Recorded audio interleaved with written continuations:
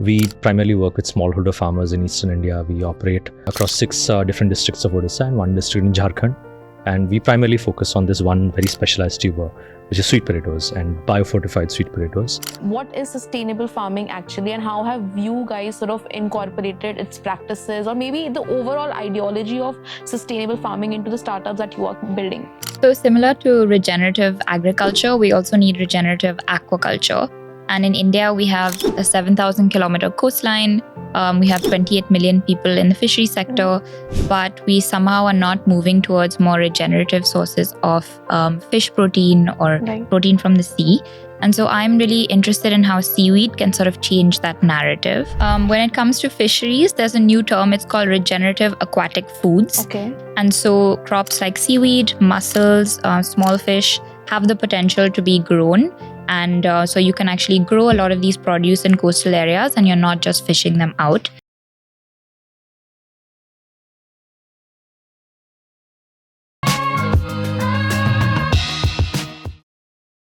Hello everybody, welcome back to another episode of the Climapreneur Show.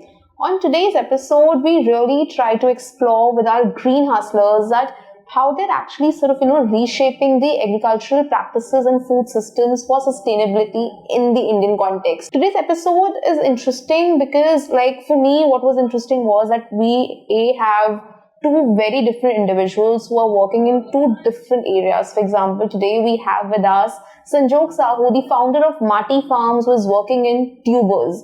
And we have with us Gabriela De Cruza, the founder of The Good Ocean, who is working with Seaweed. And it was very interesting for me to get to know the kind of work she is doing and also to have an in-depth conversation on seaweed. So please do watch this episode. For me, this was the first time that I have ever had such an in-depth discussion on tubers and seaweeds. I really hope that you enjoy this episode, and please keep following us on Instagram and please do subscribe to our YouTube channel if you haven't yet. And keep loving us and keep supporting us the way you always do. I hope you enjoyed this conversation. Welcome, Gabriela and Sanjog, on the Climapreneur Show, of course, powered by Green Hustlers. So, today, we are really discussing that how, you as our green hustlers, our eco-entrepreneurs are really reshaping agriculture into, sustainable food system and sustainable agriculture overall. So welcome on the show, and I'm really excited to be knowing your insights because I know you two are working on extremely, different spaces. Like, for example, you with seaweed and you with tubers. So let's dive into it. But first, please introduce yourselves. What do you do? What geographies do you work in? What does your startup do? So let's start from Sanjog.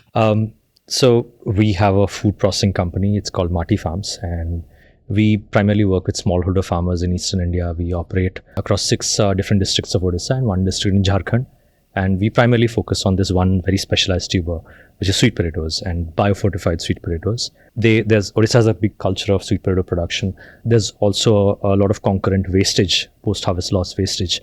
And there was a downward trend in the production of sweet potatoes. So we identified that as a gap as well as an opportunity. And what we do essentially is we do value-added products from these sweet potatoes, and we have found different niche markets for it. And we're hoping that as we scale, we can both grow in terms of the offerings, the product offerings that we have for different markets, different segments, and also hopefully identify other climate resilient crops within the tuber family to sort of expand our farmer network as well as expand our market. When you say tuber family, what other, crops are included in that?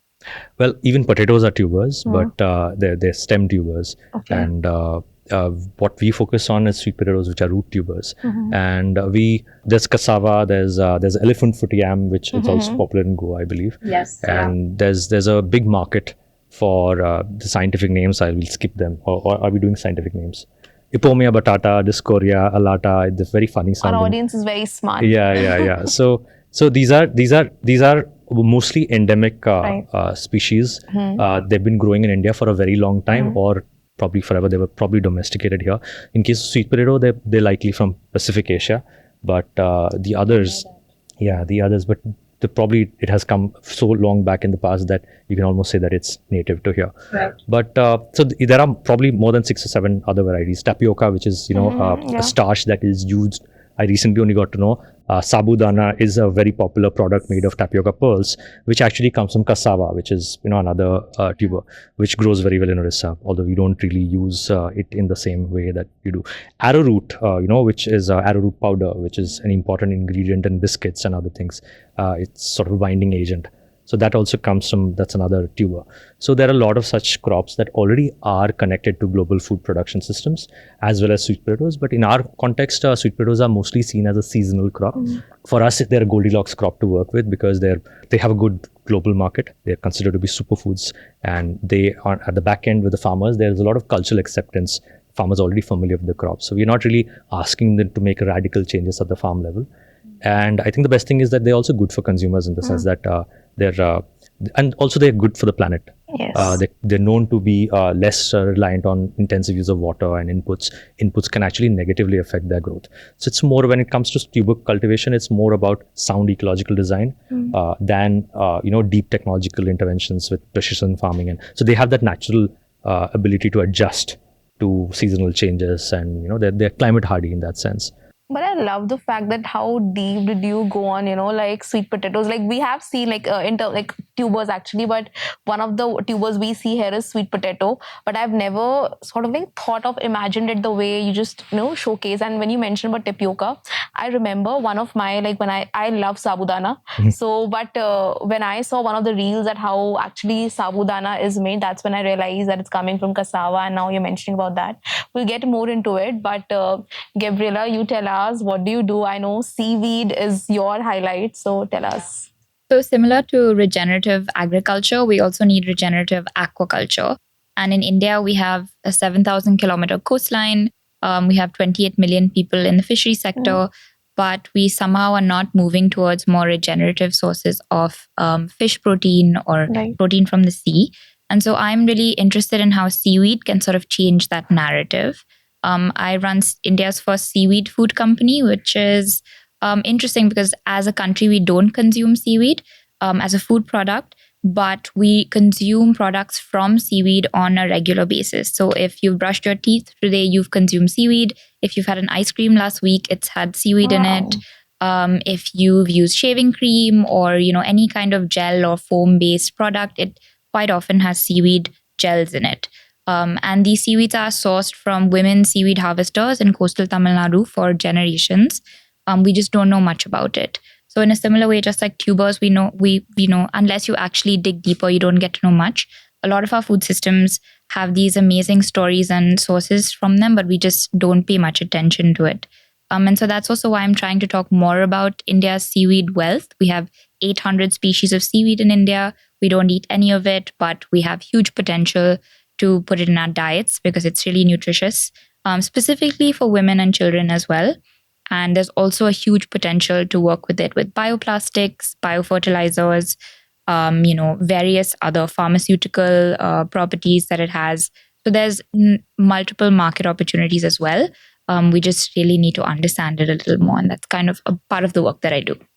This is actually very interesting because you mentioned that we have so many seaweed varieties. Honestly, as a listener, I didn't know about it. I knew that there are a few startups who are working on it, but I didn't know from this much depth. But, guys, tell me that why is this interest now picking up? Like you mentioned the word regenerative. I have seen so many startups who are doing based around regenerative agriculture, for example, sustainable farming. So what is sustainable farming actually, and how have you guys sort of incorporated its practices or maybe the overall ideology of sustainable farming into the startups that you are building? When it comes to fisheries, there's a new term. It's called regenerative aquatic foods. Okay. And usually what that means is that it's not wild extracted, but it's farmed in some way. And so crops like seaweed, mussels, small fish have the potential to be grown. And so you can actually grow a lot of these produce in coastal areas and you're not just fishing them out. I think the reason why we're switching towards these new food sources is because we're realizing there's only so much you can extract from the sea before you give back. And also that these are really nutritious food sources that are also some of the least climate impactful. So seaweeds and mussels absorb a lot of nutrients from the ocean. They absorb carbon. Smaller trophic fish are also more sustainable to consume. And we're also seeing they're a lot more nutritious for people to eat. So it just makes sense for the planet and also for people. And would you say that this is what we define as sustainable agriculture? I think the word sustainability is, of course, problematic to assume there's one definition. But in this sense, if it is working towards regenerating an oceanic space, then I would say it's sustainable. And if it's not, causing like larger environmental damage, again, we don't know enough to really say what the impact is. But largely, at least if it's regenerative, I think that's a much more useful terminology than sustainable. And regenerative, like as I have heard from few startups who are working in the farming segment, is also like giving back more to maybe the soil, maybe the water, or even in the dairy case, our cattles and everything, more than what we're extracting. Is that possible? I think so too. I think with seaweed, it's definitely possible. A lot of seaweed farms act as they're sort of reforesting the ocean. So you can actually just grow seaweed just to reforest the ocean. It reduces the acidity in the oceans, absorbs a lot of carbon. You have a lot more fish stock. So in general, you can actually give back much more than you take. And I think if we do that, then we're on to the right part when it comes to food systems. I learned a new term today: reforest the ocean.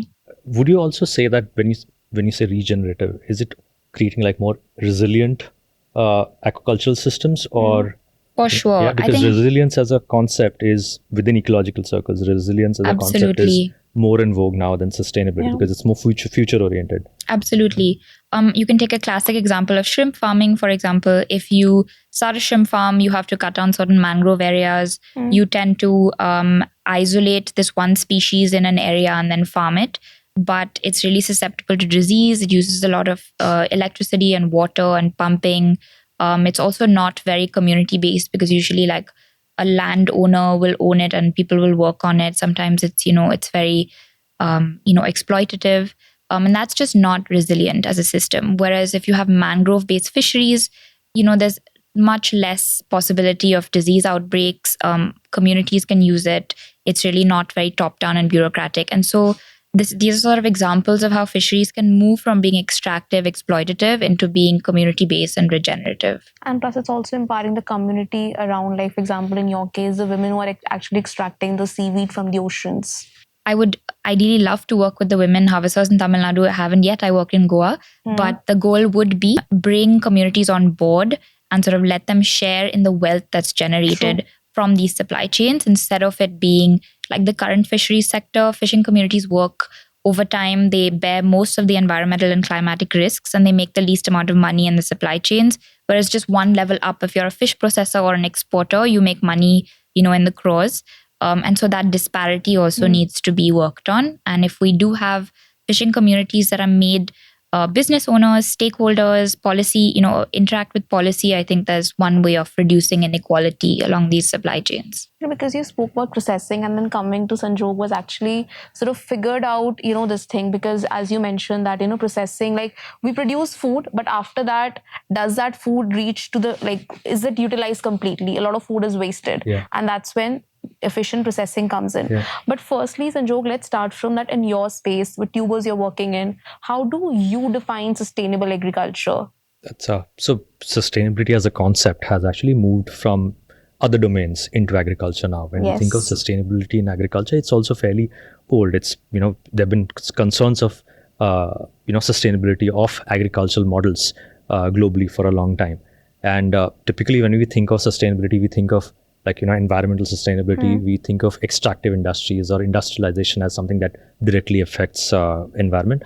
But it's been obvious knowledge that we've known for a long time now that agriculture as it's happening today, irrespective of scale, is a major driver of environmental change. So the knowledge was already there. Now, in terms of practice, what constitutes sustainable agriculture is probably, it's too broad a topic to handle at one go. It would depend on the kind of agriculture. It would depend on the crop in question. It would depend on, and also it becomes a lot more complicated. I'll try to give an example that I have had direct experience with. I've worked earlier with farmers who are into growing perishables. So there are a lot of vegetable crops that are grown in Odisha. Odisha is probably the largest grower of vegetables per capita, in terms of population would be number 16. But if you look at any major perishable crop, any like tomatoes, brinjal, chilies, sweet potatoes, jackfruit, pumpkins, we are in the top 5. And a lot of it is grown in the highland area of Odisha. Now, typically these highland areas are occupied by indigenous communities. They've been living there for centuries. It's their own land, these Adivasi lands. And you see already like 10 years ago when I was doing my research, you saw a pronounced shift towards growing for the market and, from than just growing for livelihood. So when growing for the market, and a lot of it was inherently organic, I would say, and some of it was also certified as organic. So Koraput is a place where there were a lot of tomatoes that grew in the winters, especially. The price gradually starts falling, towards the end of the season, and then climbs again as during the off-season cultivation, whoever can grow. One would like from the outside, it would look like organic cultivation, and it is, but whether organic cultivation is sustainable would depend on whether it's agroecologically sound. Just to give an example, when the prices of tomatoes fell from say 10 rupees to 5 rupees, there are only two options that the farmer has. He or she could intensify production because their basic income needs need to be met, right? So he or she could intensify production through in buying inputs. And a place like Koraput back then, often farmers would lack the access to invest in fertilizers and to increase the output. What they could do was, like I think I told you earlier before this podcast, was they were bringing in more land under cultivation. So if the price falls to half, then you double the land under production to make the same kind of income. And that extra land often came from forests. By clearing forests and bringing that land into agriculture. So this is something that, is one way. So on the face of it, it's still organic farming, but whether it's sustainable in the long term or not, how much of forests can you clear to bring land under? And by this, I'm not saying that organic farming is not possible. It can be possible and it can be very efficient. But that was one way of looking at. So sustainability in agriculture depends on, it's connected to scale as well as timelines. Timelines in the sense that in the short term, a lot of interventions that might seem sustainable might not be so if you expand the timeline. Over what scale are you looking at? The concept of sustainability. Are you applying that concept? Are you looking at just the future generations, or are you looking at very long-term ecological timelines? Because across very long-term, long ecological timelines, then most forest ecosystems that we have today probably did not exist, right? So there are all kinds of different, like when you think of things academically, and I tend to do that because, my background is academic into this. So you can go all over the place. In terms of growing, as things are happening right now on the ground, there are obviously some commonalities on what constitutes sustainable agriculture, and that more or less has to do with sustainability in an environmental sense. Thinking of soil health, thinking of the regenerative capacity of soil. It's about the effects of local agriculture on wildlife and like biodiversity, things like that. So there's some common ground, obviously. This actually brings us to our next segment where we are supposed to discuss the current challenges in the agriculture. Now, as you mentioned, soil degradation. I think that's a big one. Or also, you were mentioning about that farmers have to, they don't have the money to put in the fertilizers. I was at this one farm, I think I was mentioning it to him, that we traveled to a farm in Karnataka. So it was in Tiptur. It's like 250 kilometers away from Bangalore. And there they had made natural pesticide. So it was made from cow urine, and apart from that, 10 different kinds of, plants. So all those kinds of practices today are coming up, but of course it's not happening at that scale. But my question to both of you is that what are the different kinds of challenges we are seeing from you in the soil perspective and from you in the ocean perspective, because that's majorly your work area. So we can start with Gabriela. Sure, yeah. I think overfishing is one major issue that we're seeing when it comes to oceanic ecosystems. We're just fishing a lot of species that should not be fished. We don't have a lot of control over fisheries, and so it's really difficult to regulate that industry. But I think also what we're seeing is that there's not a lot of economic incentive to shift to other industries. So it's difficult to really move that right now. Right. There's also climate change has impacts on ocean temperatures. As I'm sure you know, coral reefs are an issue, and they're also facing the brunt of climate change. Seaweed forests also have an impact. And what that does is it then makes the fish stocks even more vulnerable. And so I think what we really need is to look at the economy along with the ecology if we're really going to make a difference. And there's so many ways in which we can do it. One of them is to really look at fish aquaculture and look at how we can make it more sustainable, because that benefits coastal communities as well as benefits the environment. I don't think we can have it in isolation. When you say, for the ocean, so we know the concept of ocean acidification. and it's happening. Yeah. So does that also hamper the quality of the seaweed? Like, does it make, suppose, their nutritional value less? Actually, seaweed is fantastic for ocean acidification because it actually Really? it acidifies the ocean. So if you have shellfish farming, shellfish being calcareous will not grow as well if the ocean is acidic. But if you grow seaweed along with shellfish, seaweed actually reduces the amount of acidity in the ocean and your shellfish grow better. So seaweed is, in that sense, really good for acidifying oceans because if you grow seaweed, it sort of reduces the acidity of the And then ocean. is it healthy for us to say consume that seaweed? Absolutely. It's just a nutrient essentially that it absorbs, and the seaweed is still as nutritious. I mean, of course, there has to be more studies on per species and what it impacts. But in general, seaweed can help deacidify the ocean, and it's also good for carbon capture. It's also one of the lowest carbon food sources on the planet right now, and it grows along every single coastline in the world. So wherever in the world you are, if there is a coastline, there will be seaweed. And does that also add to the carbon credits? Like, do we have a carbon credit system around seaweeds today? It's very nascent, and if anyone says that they're currently, measuring it, it's probably not the best science because there's still not enough data to really equate how much carbon is sequestered. But there is definitely science towards measuring it. And I think for India, it's also a conversation that needs to be started. It could incentivize seaweed farms for sure. But the tricky thing with carbon and seaweed is that, yes, seaweed absorbs a lot of carbon just by growing. But to store the carbon, you have to sink it into deep oceans. Right. And that's the only time it actually captures it. And that kind of technology is still being developed. Also, the downsides of that, whether that kind of nutrient load into deep oceans will have an impact, is also being measured. So in the short answer, it's a potential probability that we will have seaweed carbon credits, but it's just not there yet. And Sanju, what about you and yours? Like, what kind of challenges you are seeing today in the agricultural space, and how can sustainable agriculture actually help us overcome that challenge? I was just thinking about seaweeds, and they seem to be like this, one solution to all the oceanic problems. The poster right? child Some right now. of the consensus aside. But I wish we had something like that in agriculture, but we don't. But it's not an absolute solution. Of course, yeah, I think maybe in agriculture, it's like, as you were talking before the podcast, it's about the geography wise, like different geography has different kinds of, like farming. For example, I was telling him about the Karnataka. So in Karnataka, all the conversations like which I had were around coconut farming and how, things are happening there. But you mentioned it's interesting that you mentioned coconuts, because here in agriculture, there's no one crop fits, as a final solution to everything, right? Because even with tubers or millets or pretty much any crop that is supposed to be climate hardy, it is all scale dependent again, in the sense that right now in our context, tubers are basically on the way out and cash crops are coming in. So how our intervention is basically, our market intervention is nothing other than encouraging farmers to keep growing tubers simply by offering them a better price for it.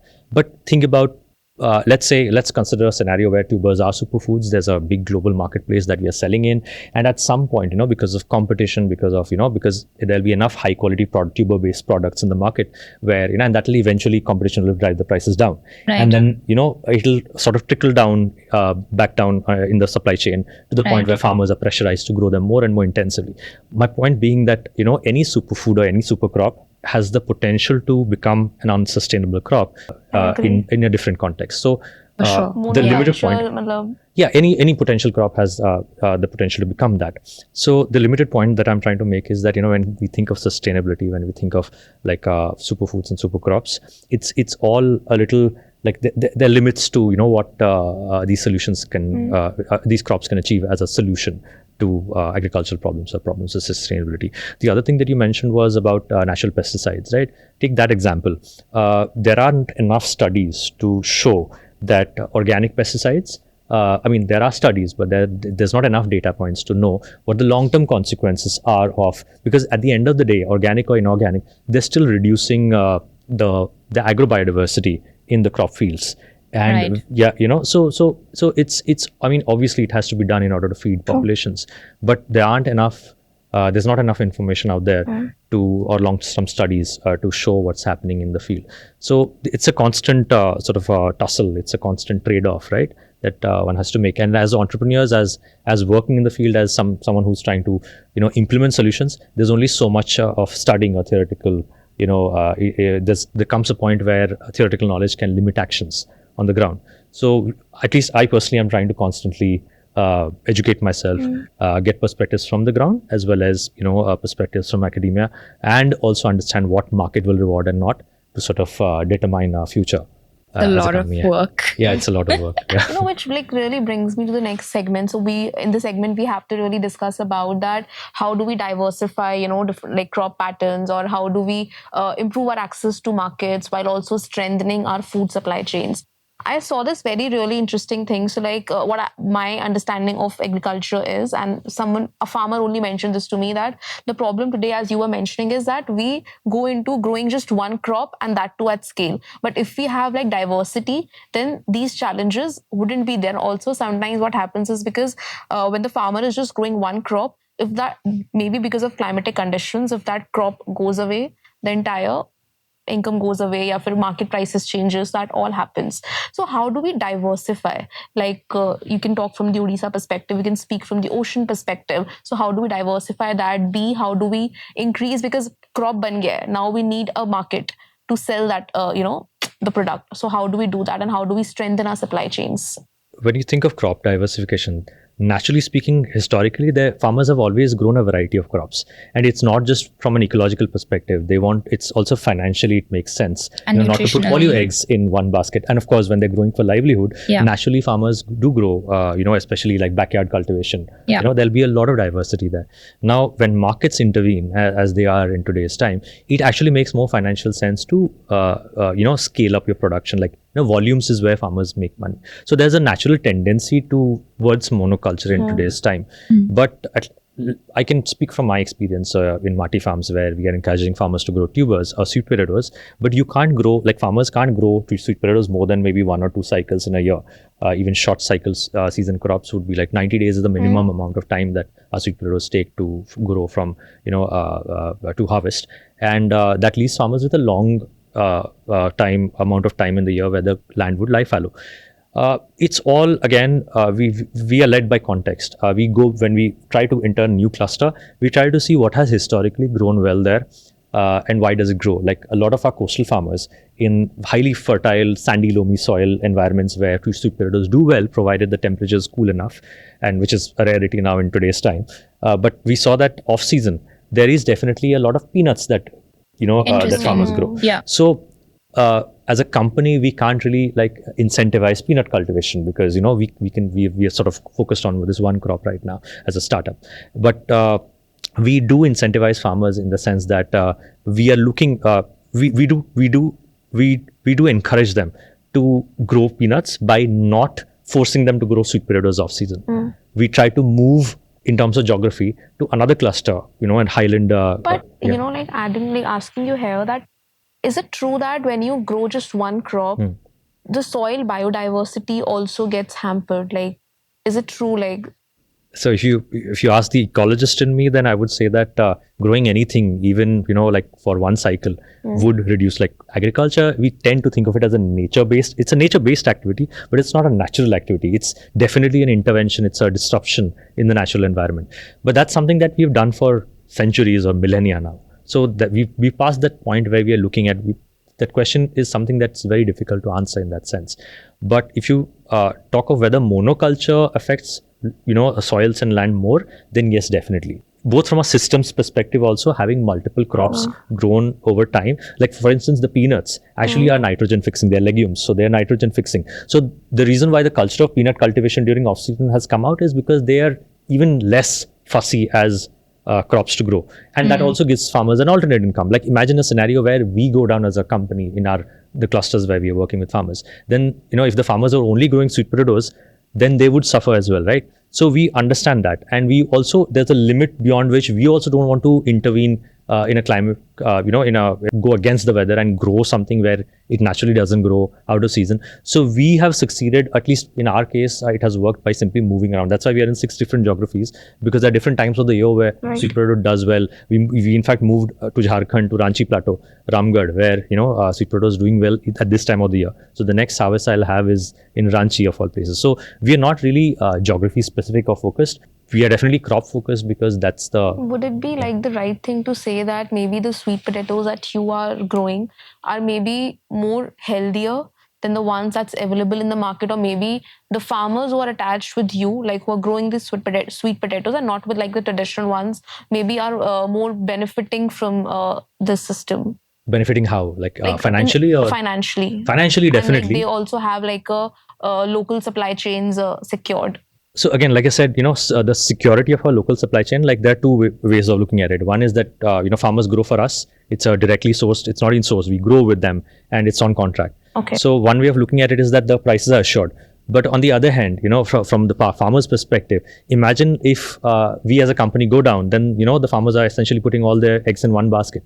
So there are two ways of looking at it. Markets are not only making things difficult for the farmer. Markets have evolved primarily because it's like hedging of risks, right? Yeah. It gives, ideally, a market should give farmers options, right? So, but to come back to the other question that you asked about nutrition, nutritionally, all sweet potatoes or pretty much all foods will have, like there'll be some variation, among cultivars. Some of them would be high in beta carotene within sweet potatoes or anthocyanin. We grow the the biofortified sweet potatoes, which in terms of nutrition sense, you can't really compare. The macros would be the same. The micronutrients would be different. But in terms of value, farmers get more growing for us simply because we're growing a high value crop for a niche market. At scale, it's up, everyone's guess as to how the prices will. And Gabriela, in your case, like, as you mentioned, how do you ensure the local food supply chain is secured for, like seaweed farmers? And if you're not doing it, then what can be the ways that we can secure that supply chain for these farmers? Yeah. So right now my company Wild Harvest, we don't farm because we'd like to farm native Indian seaweed and there's not a lot of technology for that. But even in the way we wild harvest and we sell, we ensure that wild harvesters get 6 to 10 times more money than any other seaweed harvester in the country. And how that's done is you just access higher value markets and you make sure that your processing capacities can cater to high value markets. And how do they access the higher value market? So just essentially, if your average seaweed harvester in the country were to supply seaweed, they would probably dry it out on the beach or on like a rack on the beach, which means there's sand pollution. There's not a lot of cleanliness of the seaweed. There's a bunch of other factors that'll not allow the seaweed to be food grade. And just in that, the value of the seaweed is reduced. But if you were to put in processing technologies at the level of the community, then you're able to value add that significantly and sell it to much higher markets. And then you can even begin to have a conversation around which markets to access, whether it's health, beauty, nutraceuticals, export markets. But really it starts with processing and, introducing that technology into communities that don't have it. That's really interesting. And also, like, both of you, do you have any examples for some of the sustainable agriculture startups or regenerative agriculture startups that you have seen in this space? Maybe some case studies or startups who have done really well in the agriculture space? I think yours is a classic example. I think that's a really successful startup. I think mine in the aquatic or fishery space is just starting up, but there's lots of potential to start sustainable businesses around seaweed. But any specific case studies that you might have seen, maybe in India, outside India, any specific startups that you might have seen? Well, essentially, what I would like to characterize us as is we are a farm to fork company. We are trying to, not just grow, but also, process it and then, make sure that as much, it reaches the end consumers' plates with as much efficiency as possible, because we see it, as a win-win for all. There's very little post-harvest loss. It enhances food security. But like Gabriela said, right now as an early stage venture, the best bet for us is to simply go to where the market already is, and usually that is at the higher niche segment. Because these are very early stage interventions, right now I don't see any farm to fork company in India in the FMCG space or as a food brand which is doing it at scale.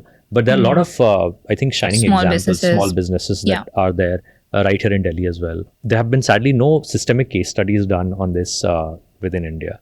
But I think it's also a good conversation about scale as well, right? Like even if there are a lot of small businesses working in the sector, that's still a significant improvement. It doesn't necessarily mean that one business has to scale. You can actually replicate these businesses. So hopefully there's more small businesses in the agricultural sector. No, I think there are quite a few brands that are at least espousing when we think of clean health food labels, then there are a few out there who are not just focusing on cleanliness in the ingredient list, but also in how they're sourced. Right. Like Yoga Bar did this peanut chicky, I think that's what they were working with peanut farmers. I remember this example because I'm aspiring to work with peanut farmers, and I believe it was sustainably sourced. So there are limited. Now the thing is that this push has to come from the consumer end, right? And right now, at least in India, there's data to show that consumers in India are increasingly becoming more health conscious. Yeah. But the same is not extended all the way back to the farmer end. That supply chains and fair trade or ethical sourcing are not really concerns that the market they're not making market sense as of now. But I think that will only change over the next few years. Yeah. I think for me, a company that I really feel resonates with this is Arshia Bose's Black Paza Coffee. Yes. Oh my I think God, what yeah. Arshia has done is incredible, and also including scientific research into the fact that she's growing this business in collaboration with communities is amazing. So I feel like that's such a good template in a way to look at how businesses can scale. Even I also like recently we visited Akshay Kalpa. So like one of their farms that's in Tiptur. So like I really like the way they have actually set up, R&D farms. So we have like R&D farms for farming. We have for dairy farming where they have like even for the fodder that they're feeding to the cattle. Like for example, one of these most surprising things for me was that the water they are feeding to the cattle, that's also temperature control. Like because cattle need a specific, cold water. So they have also got these, sea salt bigger chunks where cattle can come and what do you call it? Polish their tongues so that they are, I don't know what do you call it, मतलब थोड़े से sharpen हो जाते हैं उनके जो tongues पे what do you call spikes or something. I might be wrong with the terms. The cattle are not उनको ऐसे वो hooks नहीं लगाए जाते हैं. They are free to roam because they feel happy cow gives happy milk. So even healthier milk, and even like the farm that they're growing. Whatever they grow on their farms, that is the same food that's being served in the breakfast, lunch, and dinner. So, but one of the things which I really liked there was that for them, it's also about like they call farmers come, see, and they implement that into their own farms. And then they've also figured out the supply chain thing. So, like, do you think that models like these, like for example, in seaweed also, like I got to know so much from you today in the seaweed space, in the tuber space. Can we create such models where farmers can come, they learn, they implement into their own farms? Is this possible? Yeah, definitely. I mean, in fact, that's what we are about. We don't have our own captive farms where we farm. So initially we tried doing that, and the idea was to have our own farm, and we did a few cycles there. But the vision was always to sort of export that optimized model, so that farmers can do what they do best, which is farm, and we take over the other aspects of the food production system, which is to focus on processing and communicating the stories to the consumer, basically handle the front end. Whether that's scalable or not, or to what extent that's scalable is a question for anyone to answer. Yeah. In the seaweed space, it's definitely possible. I know that some of the largest seaweed farms in the US that have started, there's this company called Green Wave. And what they do is they have training programs where they have fishermen who want to become seaweed farmers come and do a training program. It's sometimes subsidized. And then you go from having fisher communities to seaweed farming communities quite quickly. And that's been a model that really works. It would be fantastic to have it in India. I think, there's quite a few things to put into place for that to happen, but I see it as a possibility. Please start this, and if you start, I'm going to come to visit the seaweed farm. It would be great to have some native Indian seaweed farms for sure. Yeah. 100%. Is there any, go on. Is there any pilot that's going on to test the commercial viability of Indian seaweeds at a government level? Or there's quite a bit of research happening. CSM, CRI, CMFRI, the National Institute of Oceanography are all organizations that are doing this. There needs to be a lot more research on native Indian seaweed farming. We mainly grow Cappaficus, which is a species from the Philippines, but we have 800 local species, and there's huge potential to grow more of our own local species and also include that in diets for nutrition. Yeah. What role do you think that technology and innovation sort of plays in sustainable agriculture, like IoT, blockchain, precision agriculture? So what role does all of these play into it? I get asked this question a lot, but you can go first if you want. I really feel like we need a lot more research, whether it's in the form of tech interventions or if it's the form of like just ecological research. There is a research gap in many ways. And I think that really what we need to do is first understand the base problem instead of like having prescriptive solutions. So I know that, blockchain and IoT are sort of these catchphrases that are used, but perhaps what you really need is like a basic processing unit, in a coastal community. And that's really the technological intervention. So I guess understanding the problem is really where we need to start before we have Are applied people solutions. today ready to sort of like do investors or maybe other people? Do they see this as an opportunity like in the coastal communities? Are they funding like these things? That's a good question. I couldn't say in general for the whole of the coastal community, like space, but I do feel like in these new innovative businesses, we need more patient capital. Right now, the return on investment is just not possible for small businesses to, provide investors, and we just don't have enough risk tolerant investment. If you work with agriculture or aquaculture, you could have a storm, that damages your seaweed farms. You could have a temperature, decrease in the oceans and suddenly there's a problem. You could have an oil spill and suddenly you've lost all your crop. And that's really not, it's just not a safe enough space for a lot of investors right now. But I feel that there's a lot more conversations globally around patient capital, and that could potentially help India as well. I just don't know at what point it'll be mainstream. Right. It's interesting that you say this because from in the domain of agriculture, most of the investment has actually flown into deep tech interventions and field level interventions like precision farming, IoT, and it's almost like there's a we see technological panaceas, like as a fetish, right? That, there are two problems in it. One is, like you said, the environmental variables are far too many, and there's just not enough information to, while investors naturally, I think, warm up to the idea of, what like a technology intervention which actually solves a lot of problems. I think there are two biases. The first one is, I think, that we tend, when we think of sustainable agriculture, we tend to look at the unsustainability arising only at the farm level, as being a production problem. But like I said, India's problem is in some cases that production is not an issue, right? It's like the unsustainability comes further down the value chain or up the value chain, where there's post-harvest loss, or there's a carbon footprint to bringing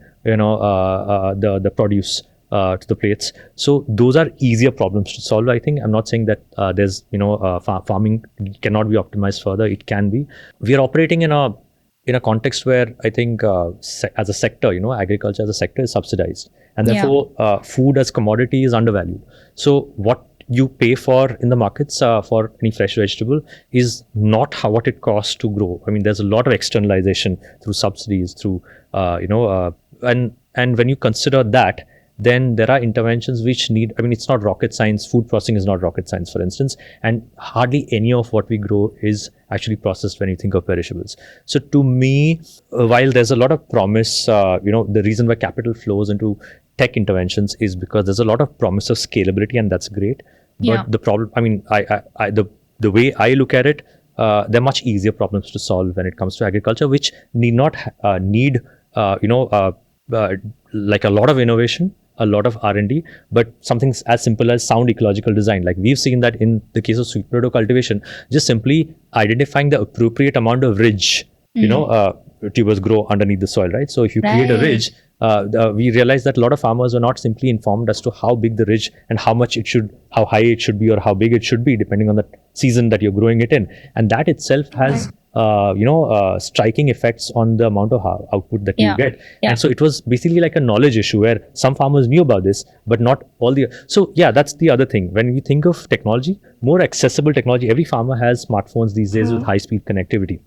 And in our case, we realized that rather than us handholding farmers, it was simply about giving them democratic access to information by putting them on a WhatsApp group together. So there was a lot of farmers within a particular geography growing the same crop that were teaching others. And of course, we are looking at how we can make an app out of it or bring them onto a platform where, it's not very easy to trace data or information from WhatsApp. It's not searchable. So we're trying to figure out how we can collect that information in more meaningful ways and share it. But those are, I think, easier tech interventions from my perspective than things that I would not know so much about or I don't see value in at this point. Because at the end of the day, who's the paying customer here? If the farmer is paying, then there's not a lot of margin to operate with. Farmers are taking very high risks. And the only reason they are able to be profitable is often because of subsidies. So in this kind of a space, it leaves very little space for innovation. So, but again, I'm making a very general statement here. I'm sure there are other crop categories or other sectors within agriculture, other industries where, Tech interventions. Field level interventions might work out. Coming to the next segment, it's about policy and advocacy for sustainable agriculture. My question to both of you is that, what role does policy and advocacy play in promoting sustainable agricultural practices? Sure, yeah, hugely. I think there are many positive policy interventions that can help switch to regenerative fisheries and aquaculture. But I really feel like there needs to be more stakeholder involvement. Otherwise, again, it's top down and prescriptive and doesn't usually work. I think there also needs to be a lot more, less sort of blanket policy decisions for the whole of the country and more specialized to certain regions. So, for example, in the seaweed industry, maybe, since Goa has this rich culture of fisheries and, we consume a lot of seafood, maybe we can have a different fisheries policy that works with something called IMTA. So IMTA is integrated multi-trophic aquaculture. Okay. And what that means is you can grow seaweed, mussels, finfish, all in a similar situation. And then you have different markets to sell it to. Goa is a fantastic place to start doing that because we already have diversified fisheries markets. And we also have the right coastal environments to do that. It may not be the same for, say, Tamil Nadu or another part of the country. Maybe the barriers are different. And so actually having more localized policy decisions that are more relatable to coastal communities in the area would be a lot better. And I know, for example, like as a seaweed farmer or harvester in Goa, we expect to be paid a lot more than, say, another part of the country. And so like income expectations are different.